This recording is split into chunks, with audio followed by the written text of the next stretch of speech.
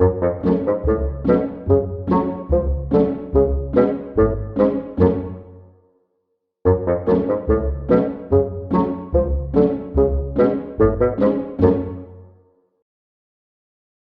there everyone, and welcome to Fingers, Fums and Fits.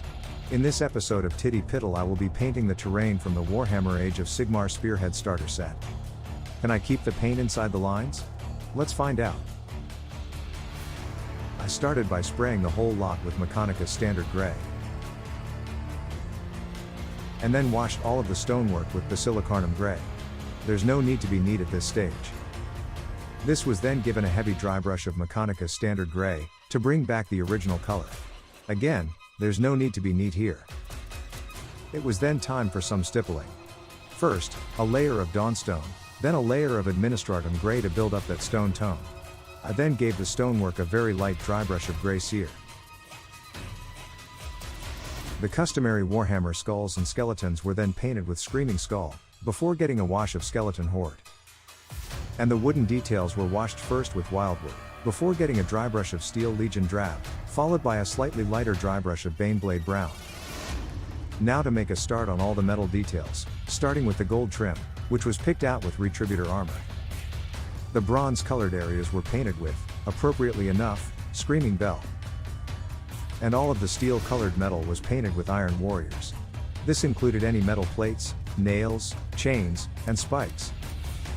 Before all of these metallic areas were washed with Gullymint Flesh, to give it a somewhat tarnished look. And then lightly dry brushed with Stormhost Silver.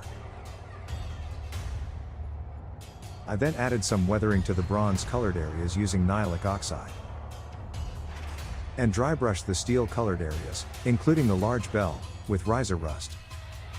Before I turned my attention to those warpstone chunks, which I firstly painted with Caliban Green. Then gave a liberal wash of Nuln Oil. Dry brushed with the appropriately named Warpstone Glow. And added a highlight of Moot Green. Before applying a wash of Veal Tan Green to tie it all together. For reference, the icon gouged into the other wall was painted in much the same way.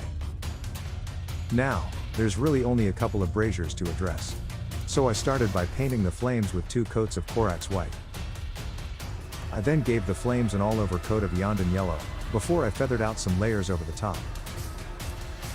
These were Gryph-hound Orange from about 4/5, Blood Angels Red from about halfway, Flesh Terrors Red from about a quarter of the way, and Black Templar on the tips of the flames.